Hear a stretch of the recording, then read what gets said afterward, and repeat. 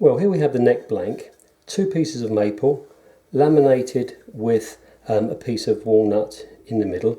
I think that by laminating various pieces of wood to make up the neck blank, you end up with an incredibly stable neck. This flat surface at an angle here, this is where the piece of wood for the head is glued on, and this is known as a spliced head joint, a method which I think is the most superior. So here we have the neck blank. You can see now that the head's been glued in place, and I've routed 2 slots along the length of it, and into those 2 slots will be epoxied 2 pieces of carbon fibre. This has the effect of stiffening the neck. So here you can see the beginnings of the body. One thing I like to do with my electric instruments is to run all of the wiring through the body itself. So here you can see, before I've joined the body together, I've routed a slot which will allow the wires from the pickups to run through, and also I've drilled a hole right the way down through the body, which again will allow the wires to run to the control section. You'll notice that it's been painted black. That's with a special shielding coating.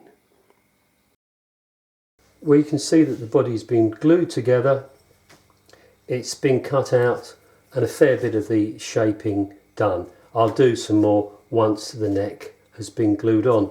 You can see the recess here for the pickup, and also this black line here, that's the slot that I routed in the edge of the body before I glued it together. So the wire from the pickup can run inside the body. And in fact, I've also drilled a hole at the end here, which eventually meets up with that slot, and into that hole we'll screw one of these really nice M-pin stereo jack sockets. So that screws into the hole there.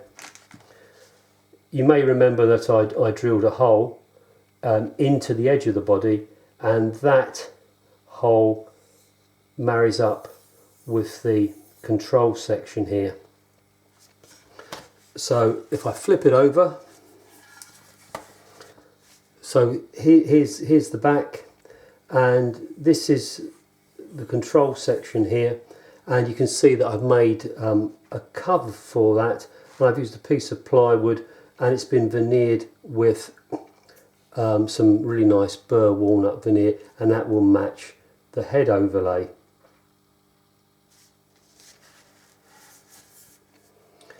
It's quite a tight fit.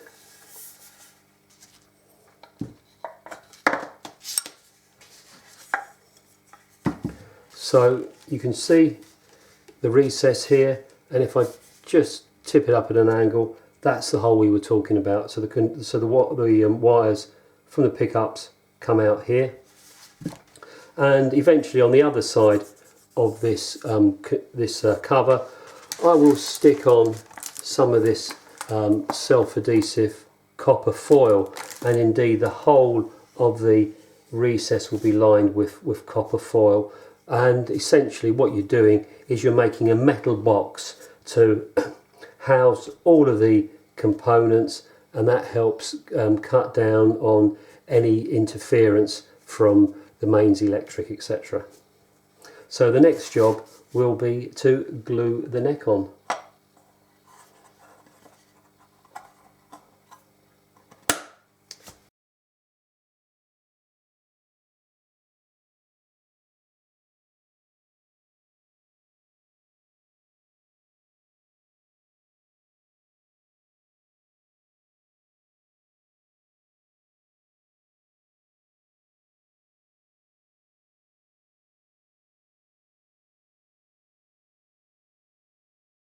Well, here we are. The neck has been glued to the body, and in turn the fretboard glued to the neck.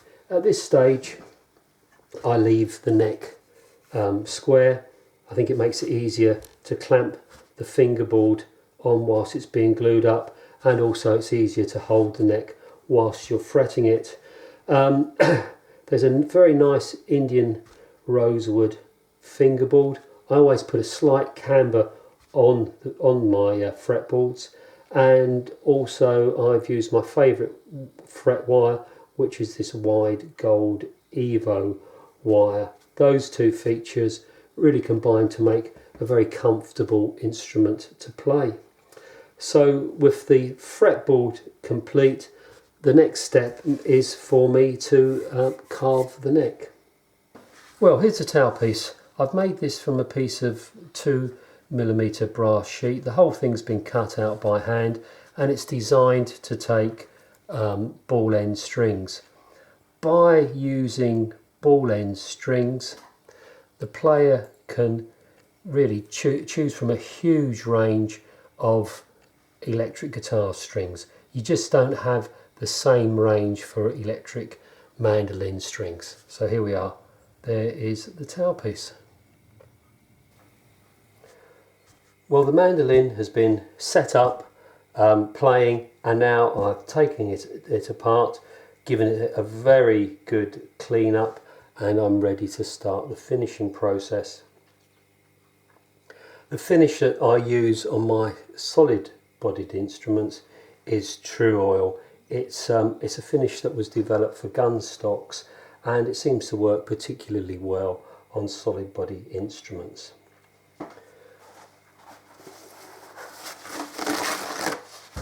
As with all finishes, I think the secret is to apply very fine coats. So I've got some in a syringe, and I'm just going to put onto some paper towel, and I'm just going to very gently rub that into the surface, and straight away you can see how it brings out the beauty of the wood. So I don't like using too much. I'll almost rub that until it's dry. Being an oil, oils can take a long time to actually harden, so I don't think you really want to put on too much too quickly. The secret, I feel, is to build up lots of very fine coats.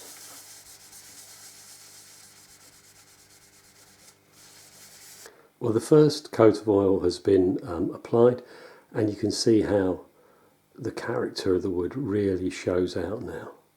So this is going to dry at least overnight, so maybe I can put another coat on tomorrow if it's dry enough. But I envisage putting maybe about 7 to 10 coats on this over the course of the next week or so.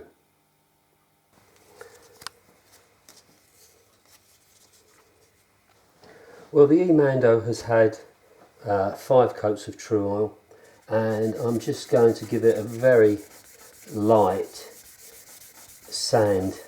And when I say a light sand, what I'm using is 4000 grit micro mesh paper. I think some people make the mistake of using coarser abrasives, and what you end up doing is putting scratches into the finish, which you then have to apply more finish just to fill the scratches. So I'd rather spend time and use a really fine abrasive, and then be able to apply a light coat of oil on top of it. And you can see how it's becoming flat and much more of a satin. And once I've done that all over, I will apply a couple more coats of True Oil. I think, however, I'm nearly there. Well, the whole thing has been cut back, and I'm ready now to put a few more coats on. Well, when I say a few more, one today, one tomorrow. And this time I'm going over to using a little pad of white t-shirt and a bit of cotton wool, because what I'm really trying to do is put on to the flat surface that I've just created a nice thin layer of the True Oil. I'm not after a great big syrupy high gloss finish. The eventual finish will be a satin finish. You'll still see the wood grain, so it will be a very natural, tactile looking finish. As I say, when I do any finishing, I think the best way is to put the minimum of everything on. Use the finest abrasive paper you can use, and the smallest amounts of finish on, and you'll get a wonderful natural looking instrument. So here we have the completed electric mandolin. In the end it had 10 coats of true oil, lightly cut back between each coat. The last coat was left 10 days or so to harden off, and then it's been buffed with a micro crystalline wax, which gives a wonderful silky smooth surface, and also a very natural look to the instrument. Here's the tailpiece that I showed you earlier. That's fixed down in place, and you can see how the ball end strings are anchored. Under the bridge there's a transducer, and that's simply turned off or on with this switch here.